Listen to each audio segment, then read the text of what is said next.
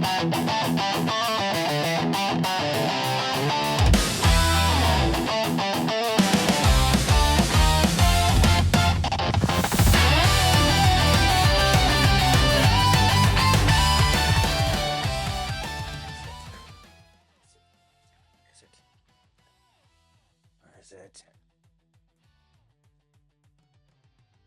Fine, we'll do it. Fine, we'll do it this way. Fine. Fine, do it this way. Okay. Hey everybody, I'm Cortez, and I'm a critic, and welcome back. We're continuing the NFL 2025 recap, and I could have sworn I have an Oilers hat somewhere. When they moved from Houston to Tennessee, the 97 hat. I could have sworn I had it somewhere. The reason why I was looking for that hat was because apparently the Tennessee Titans have a new logo, which looks just like the Oilers' colors. So yeah, that's their new logo, new uniforms. Not gonna lie, I don't like it. I don't like it. I don't. The same way I don't like the Dolphins uniforms. I don't like the faded, thing. It feels like I went back to color pencils instead of a marker.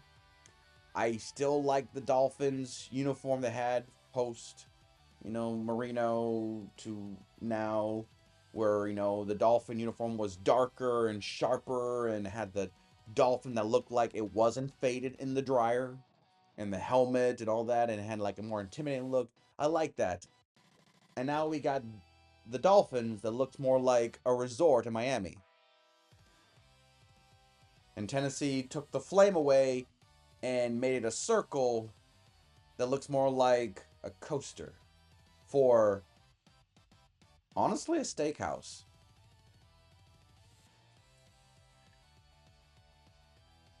So, until I find that hat, or until I buy a new one, this will be the hat I'll be using. And I know it's no longer accurate. But let's talk about the Tennessee Titans season, because very much like their uniforms that's moving forward, it's not good.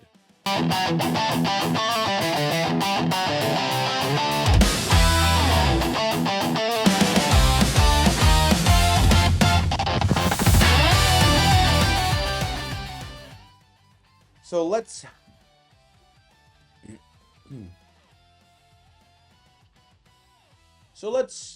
start with the I have no positives for Tennessee. You guys did get your franchise quarterback. Congratulations, Cam Ward. I have to say this because it's bugging me. To my Tennessee fans out there, I must ask this question. Was Cam Ward really the best pick, or because you guys were kind of desperate for a quarterback?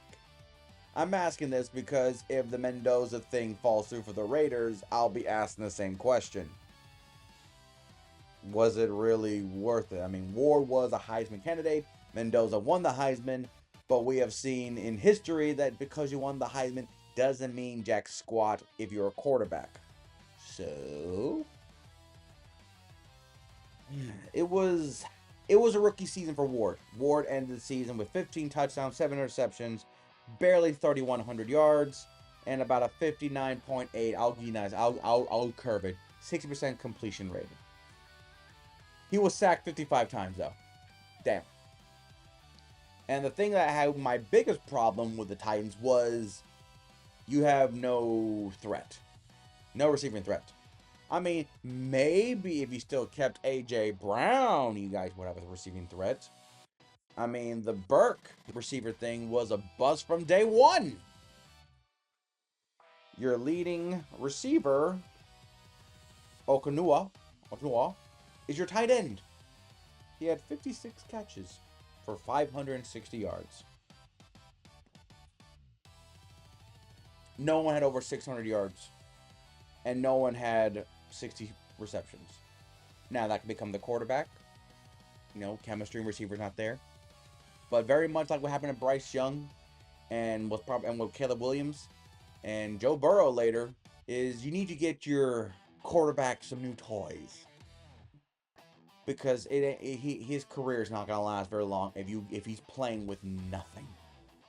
No disrespect to the men that are playing this lovely game of football, but if you guys cannot help your rookie quarterback, then somebody else has to.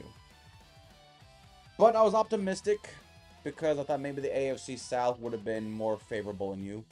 I gave you a high ceiling of a 10-win season, and that was because maybe I was high. Maybe I was high. But if things went, well, he's a rookie, oh darn, there's still some tenacity here and there. I thought 6-11, they can get 6 wins somewhere, right? They can get 6 wins somewhere. You went 3-14 and says we can't even find a loss worthy of progress. And this is the part where I don't want to blame the quarterback. But in this league, the quarterback gets all the trophies and all the awards and all the blame and all the criticism because we're in that type of league. But I can't help but feel like this is more of a front office problem, not a player personnel problem. And that includes coaching staffs as well. And all you guys get a new stadium. And I'm like, for what? For what? Your team was not good. You know who was good? Vrabel, Tannehill, Derrick Henry. They're all gone now. So, yeah. Also, A.J. Brown's gone. He has a ring now. So, like I said, this whole Tennessee organization is more at fault than the Titans players. But let's talk about your best game. Let's turn this negative video to a positive. You have 3 wins. Fight me on finding your best win. Your best win was against another rookie. Was Week 14 versus Cleveland. That's your best game. You got 3 of them. So, bite me. It was the best game because it was a win late in the year. Cleveland does have one of the top tier defenses, including the sack master himself, Myles Garrett. So I will give you that. But at the end of the day, Ward barely had 100 yards passing. It was clearly the Tony Pollard show. I mean, looking at the stats here, these are the stats here, right here. 184 yards rushing, 108 yards passing, barely 300 yards. He had over 32 minutes roughly of time possession. But Cleveland had 351 yards passing with nearly 412 yards total. So, you tell me, on that regard, should we be like, it's a good win? But like, why? Statistically, it looked like you guys didn't win. And looking at the game itself, Sanders, their rookie quarterback, who was a 5th round pick versus number 1 pick at 364 yards passing. Was 23 of 42, 3 touchdown interception. Also, he was the leading rusher with 29 yards rushing. But still, I can't help but feel like Shador did a lot more with his resources. And he also had the top tier defense, including literally 2 MVP. The Rookie Defensive Player of the Year MVP and the Defensive MVP of the league. They still lost. So, you guys won. You want a cookie? Because I'm not giving you a cookie. That's your win. Yay! You got to win. But everyone else would be like, how did you win? Sucks. Now for your worst game. And I'm going controversial. Your worst game was Week 5 versus Arizona. Yes, your worst game was also your win. Was also a win. Like I said in my Cardinals video, this is the Tennessee's worst game because you guys should not have won. And the way you guys won is like watching a Madden video game have a crash. Because what happened in real life should have been a skit on SNL and being portrayed by the Globetrotters. That's your worst game because he didn't deserve to win it. Oh, it's winning is hard. It's hard to win the league. I know, but it should not be this slapstick comedy level. The Cardinals should have crushed you. And you guys won, and I'm telling you right now, I will not be cheering.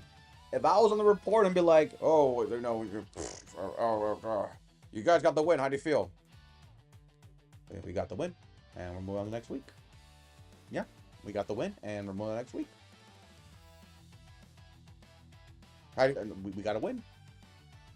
Because I guarantee you right now, there's not going to be something out there I'm going to say and be like, well, we played our best. We executed. I'd be like, you mean somehow your gameplay strategy was for the Cardinals running back to drop the ball before a big touchdown run they should have had?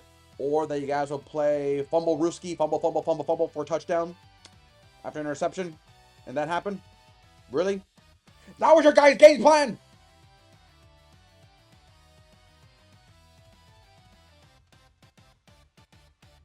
It's the worst game because you won it in the most pathetic way. I know winning is hard, but I'd rather take a 13-10 where nobody has 200 yards of total offense in a punting affair than this performance. Because the Colts, sorry. I'm insulting the Colts. The Cardinals were so bad. That's how you got your win. Your first win. I know rookies, when they get their first win, they hang the game ball of their first win. This is one of the things where I'm like, keep it, don't display it. Because when people find out, just watch the highlights on how Cam Ward won his first game in the NFL and be like, so what did you do to help this team win? Because in hindsight, it looked like the Cardinals, everything, forgive you the win. It's a worse game. And yes, it's a win. MVP. The fans. Because they're going to get a new stadium.